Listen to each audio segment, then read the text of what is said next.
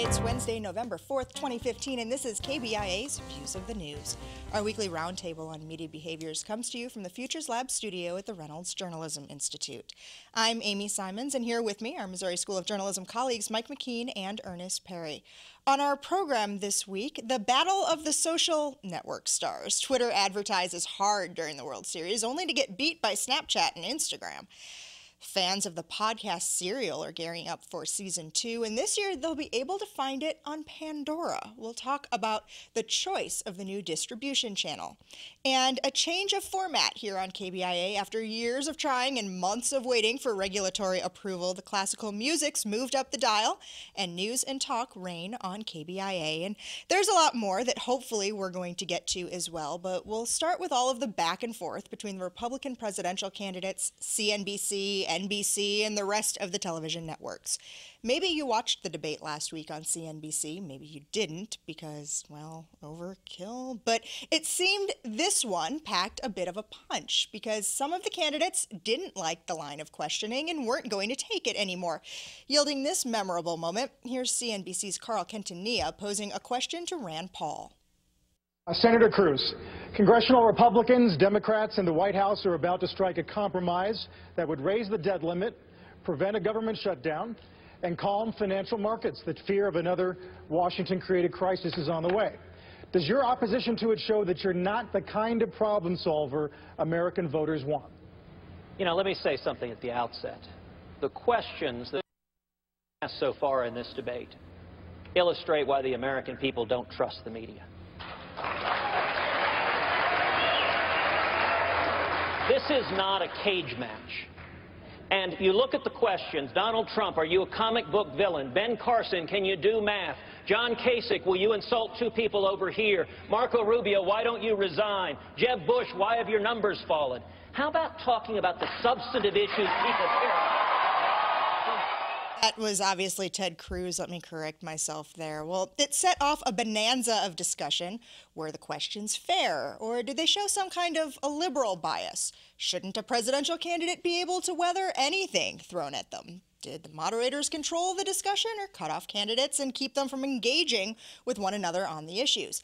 The Republican National Committee said it would cut its partnerships with NBC News for future debates, acknowledging that CNBC and NBC News are different divisions within the same company, but still, in their mind, last week's debate wasn't really held in good faith. And there have been meetings upon meetings, and from them, demands upon demands from the RNC and some of the candidates themselves. They want to control everything, from the format of the opening and closing statements, to the time allotted to each candidate, to the level to which candidates can engage with one another, to the temperature in the room. And the network's response? Well, let's hear what Fox News' Megyn Kelly had to say on the matter. So now they're banding together to try to get the networks to make sure, you tell the audience, Chris, how hot do they want it in the debate hall? 67 degrees. That needs to be in a contract. They can't have, they want all the candidates to receive similarly substantive questions. No so-called lightning rounds of questioning. Approval of any on-screen graphics aired during the debate. Oh, yeah, that's going to happen. The network should commit that they will not ask hand-raising questions, yes or no questions, allow candidate-to-candidate questions, and then maybe like a foot massage or like a little, I mean... No brown M&Ms. Really? No brown M&Ms. Get all the brown M&Ms out of the bowl. This has turned into quite the sideshow. Well, I mean, and that was a fun little bit, and I applaud Megyn Kelly for doing it. I have to say, though, as you mentioned in your intro, there are an awful lot of things we need to parse about this. The first question was the CNBC debate fair or embarrassing? I think we could all agree it was pretty embarrassing. I mean, just as journalists looking at some of the ways they ask the questions, ignore the bias question for a minute, but things like, tell us what your biggest weakness is, or tell us what you think about fantasy sports gambling. You know, there were a lot of things besides the points that Ted Cruz raised that made that kind of an embarrassment to watch. Now, are the media biased in favor of Democrats versus Republicans? Well, most Republicans, they've seen the research, they've gone through the experience, they know that most journalists self-identify leaning left. Does that mean that they're not being fair or that they were easier on Hillary Clinton? I think that's a harder case to make. Yeah, I think this is one of those situations where the Republicans, excuse me, want the eyeballs, but they also want to control it as well. And then you have journalists who are trying to say, okay, we're going to be up here and we're going to ask these questions, then we want to get we want to get the questions answered that we believe the public wants. And so you keep having this back and forth, and I think a lot of it is all about control. But right now, at this point, you know, how many people are actually watching? I know that the numbers are going up, but in reality, when you look at what the debates are going to mean once we get to the actual election, I think it's good. Then you're gonna see something very different. I guess I wonder, too, if the reason the debate audiences so far have been so huge is because of the circus-like atmosphere that's what I think. of all these candidates, let alone the quirkiness of some of those candidates individually. I think that the fact that you still have Trump in the race, people are still mesmerized by that. And when you turn and you look at what's happening with Ben Carson, and within the Republican establishment, I think what's happening is that people are going like, wait a minute, maybe I need to pay attention to see what's going on just for the sideshow. I have to say, though, I mean, I think the cable networks, generally speaking, are to blame for seeing this as such a high opportunity and a kind of a high stakes situation that all they really care about in both the promotion of these debates and in the kinds of questions, the way they ask the questions, not the subject matter necessarily, is all designed to just try to drive audience, pitting the candidates artificially against each other. I mean, at one point there was a question asked of Mike Huckabee in this last debate, which is basically attack the other guy. It wasn't tell me about your positions. The problem is, though, never on television in debates. Go all the way back to the beginning, you know, Kennedy-Nixon debates. How much substance can you get in when you're only allowed to have, you know, what is it, 2 minutes to answer, 30 seconds to answer? And when you have this many candidates standing on a stage, I mean, you definitely don't have any time to actually get in any substance. So for the candidates to turn around and say, well, you're not asking any questions that really matter to the American public. But when the candidates had the opportunity to have more time built in and have it be a 3-hour debate, they balked at that idea too and wanted it brought back down to 2. But, you know, they could argue that a 3-hour debate, in addition to showcasing the weaknesses of some of the candidates who don't do well in the debates, they still were going to have the format of, you know, 60 seconds to answer, 30 seconds to rebut. It just meant more questions and more questions aimed at trying to develop conflict between the candidates. So speaking of the conflict between the candidates, one of the interesting things that's developed during the course of the week, how this started out as a relatively unified group of candidates and fighting against the networks. Chris Christie from the very beginning saying if you're running for president, you should be able to take any question in a debate or otherwise and field that question. But one by one, it seems that some of these candidates are peeling back from this and saying we're going to negotiate on our own terms, not as the pack. And some of that is driven by the real differences in strategy and concerns of the candidates, and some just by their personalities. I mean, some of them want to rein in the debates because they know the debates are important to them. Others think, well, maybe I do need to show toughness. You mentioned Chris Christie and Carly Fiorina the same way, but they're also down toward the bottom of the pile. They need to find some way to elevate, and criticizing the media is not the way to do it. They need that exposure, and the only way they're going to get that exposure on a day-to-day basis is to, for lack of a better word, chummy up to the media. And the only way they're going to be able to do that is to say, okay, we understand you have a job to do, and we're willing to engage with you and hopefully get some press out of this. Whereas if you have Ben Carson or Donald Trump or Marco Rubio, they're at the top. They don't need that, so they can try to control the next debate. Although I'll say about Marco Rubio, his approach is the most fascinating one to me because everybody's talking about him now as having won that last debate and he's going to take over because Jeb is stumbling, et cetera, et cetera. But he's having it both ways, not just trying to have it both ways. He's attacking the media because that's red meat for the primary voters, but he's doing it in such a sort of polite, calm way that he also appeals to the establishment of the party and the donors. So at the moment, you can see why a lot of people are talking about him maybe surviving this whole scrum because he's got a very sophisticated approach to it. And I think what you're also seeing here is that this is the last opportunity they're going to get because we're headed into the holiday season. A lot of things are going to tamp down in terms of the election. And then you all right away have New Hampshire and Iowa. Right away you have New Hampshire and Iowa. And then once you get into that, you're going to start to see some of these candidates fall off. I can see Chris Christie, Fiorina, Mike Huckabee. All of a sudden they become irrelevant. And then you have these are the people who are actually going to be fighting for the nomination. I will say if there was one thing yesterday that brought a bit of a chuckle, it was almost more of a chortle, was hearing President Obama's reaction to this whole thing and just kind of looking at them, pointing and laughing and saying, yeah, if this is what you're worried about,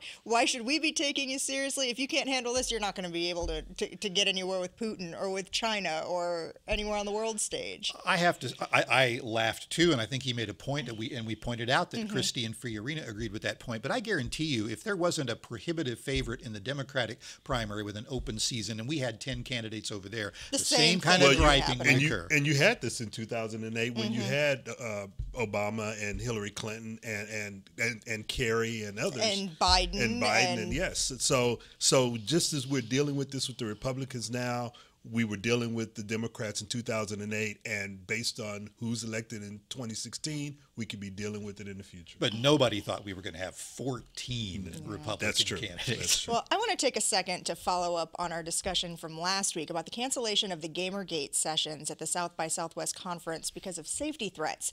After big names in the interactive world like BuzzFeed and The Verge threatened to back out, South by Southwest said that maybe they didn't handle things too smoothly and that they were going to set up an online harassment summit that would be held on March 12th. But Mike, they kind of stepped in it again in how they announced that one too. I guess, and I don't know how you win once you get that far down the road. So what they did is they announced they were going to have a day-long online harassment summit. And this sounded like, a great response, except the panelists who were going to be on one of the sessions who are against harassment of women and who say it's a big problem, they pulled out, or said they're pulling out anyway, because they didn't understand that at this online harassment summit, the pro-Gamergate people were going to get a seat at the table too. So how do you win? I think part of this is, this goes back to, I think, what we talked about last week, is there was no negotiation at all among any of them. It's all been knee-jerk reactions. Exactly. It's been, I'm going to react to this, I'm going to react to that, and we're still in that phase right now. And it's almost like you want to have a grown-up at the table say, okay, guys, let's get together, figure out what we want to do, and make sure we get everybody in, everybody gets a voice. We have an entire day to do this. So let's see if we can make this happen. But I don't see that happening yet. It's almost like, you're playing an online game and your Wi-Fi gets cut off or something like that. Well, the second season of the breakout hit podcast Serial is coming, but we don't know when, and we don't know exactly how. But when it does, it's going to have a new distribution partner, the streaming site Pandora. Normally, people use Pandora as an alternative to music radio to create custom stations.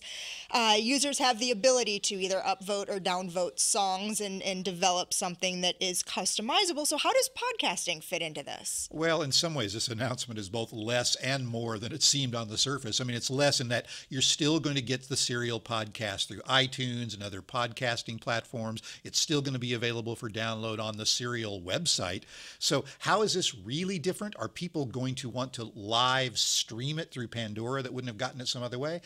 I don't know. On the other hand, what's more about it than the appearances might seem is the fact that a lot of these public media producers now, independent producers that have some clout, like the folks behind This American Life and Serial, are stymied by the ability to get new audiences from the typical public media platforms and audiences they're dealing with. So they're going to Pandora, where there are millions more people that they might be able to appeal to. And I think one of the reasons why they picked Pandora is the demographic. If you sort of look at those who listen to Pandora and who use Pandora, it sort of skews toward the kind of audience that will want to watch this, who are already listen to This American Life and that sort of thing. So it sort of fits into the way in which they use the media now. One aspect of this that kind of took me a second to think about, and I'm still not sure exactly how it works, but on Pandora, they're going to let people listen to it in 5-minute chunks, which for Serial, which is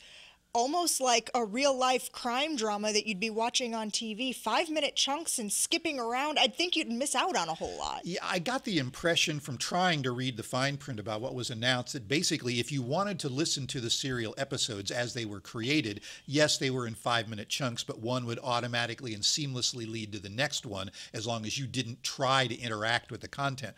I don't know if that how is that a different experience? I don't know. Well, I'm looking at it this way. It may be an enticement to upgrade Pandora to a paid Pandora as opposed to the free. So you get the 5 minutes for free. If you want more, you have to upgrade.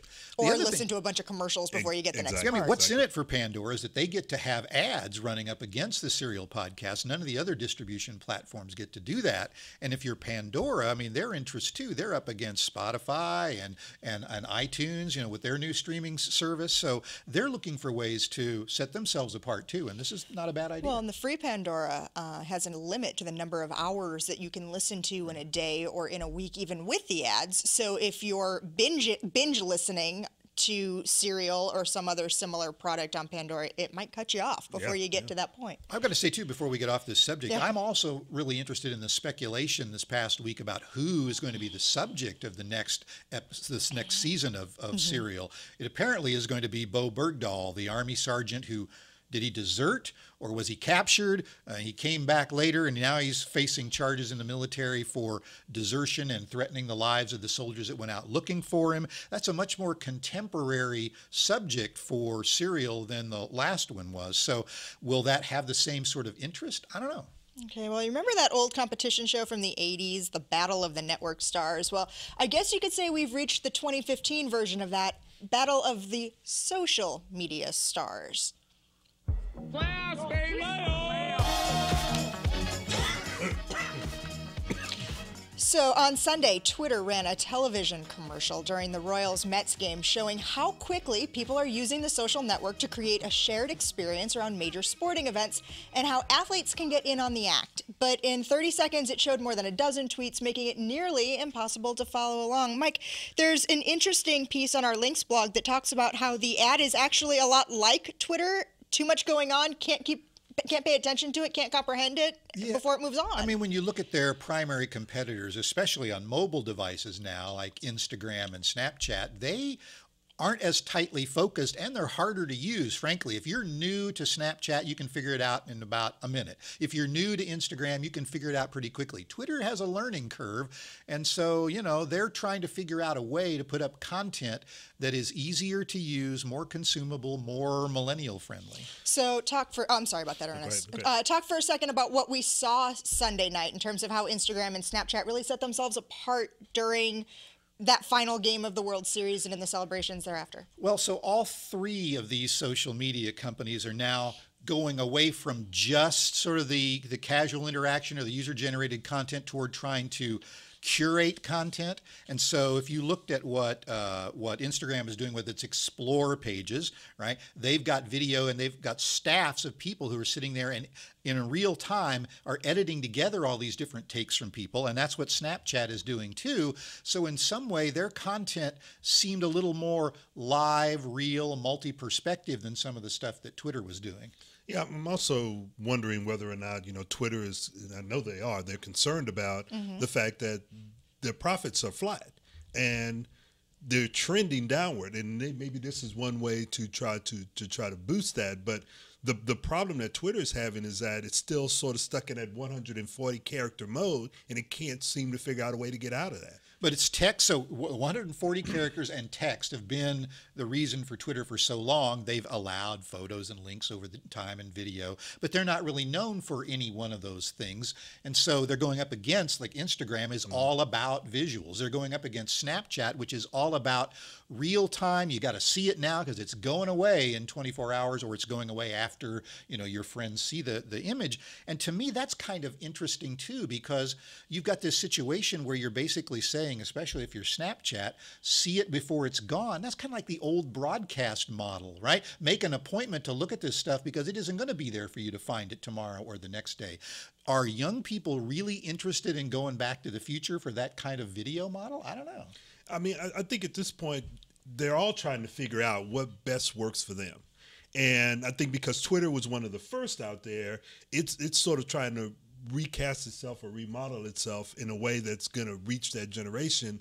But again, they're still trying to figure it out. I think they're also making an interesting gamble because for years and years and years, the legacy media have been trying to figure out how to take user-generated content, people wanting to share their own stuff, and then add polish to it or add perspective to it or a professional journalist's approach to it. And they've really most media organizations have not done a very good job of that. I can remember ABC News had a series that ran one summer, I don't know, 10 years ago now, where they tried it and it failed. And still, I don't know if anybody's come up with the formula to add value by having journalists curate this content. Well, it has been a busy few weeks for the sports media beat. This week is no exception. Just last Wednesday, we were talking about the high drama during Game 1 of the World Series, and already the Royals, crowned champs, have had their celebratory parade and slid into the offseason. But there's still a lot of talk among baseball writers about things going on in the field. Among them is an interesting debate going on among members of the Baseball Writers of America about whether or not they should admit people who are working for writers, journalists who are employed by MLB.com and the individual franchises, the teams themselves, as members of the Baseball Writers of America. Why is this a big deal, Ernest? Why are they talking about it? Well, the reason they're talking about it is because the old guard is concerned that if they allow those writers who work for Major League Baseball.com or MLB.com on websites writing stories for particular teams, they actually work for those teams and they work for Major League Baseball. And what the old guard is basically saying is that there's some compromise, some compromising positions that those writers can find themselves in, and they can't be looked at as true journalists who are looking at or who are in their minds part of the audience, are thinking about the audience and not the owners. And so they said, so we can't have them in. And all of this revolves around the Hall of Fame, because the old guard votes in the Hall of Fame, and they're saying is if these particular writers become a part of our group, they can vote for the Hall of Fame, and they might be inclined to vote for someone on the team that they're working for, as opposed to that. And so that's where a lot of this is coming in. But I'm going to be transparent.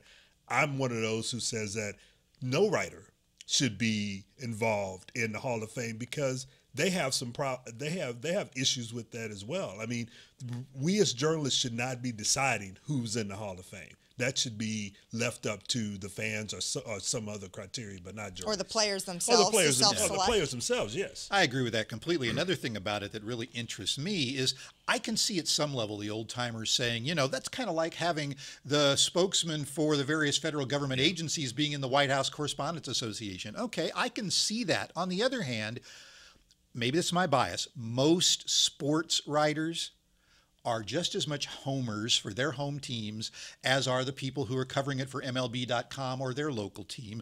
Yes, there's a lot of good sports journalism out there, but there's also a lot of good writing from these people who cover the teams and are paid by MLB.com. And here's the thing, the ones who are working for MLB.com, they don't last there very long. They move around a lot, whereas a lot of the old guard, they've been there for decades. And I'm with Mike, a lot of them are homers. And they've sort of had this relationship with the clubs that they cover that is more closely knitted and tighter than what the MLB writers have. Right. So Friday, ESPN announced that it was shutting down Grantland, its boutique sports and pop culture site. For 4 years, Grantland was the sports network's hub for long-form sports features. A few months ago, it chose not to renew Bill Simmons' contract, letting one of its biggest names walk out the door. Since then, Simmons struck a deal with HBO and has taken many of Grantland's key staffers with him. There have been a handful of times that we've talked about Grantland and the reporting that has been done there. How big of a void is this?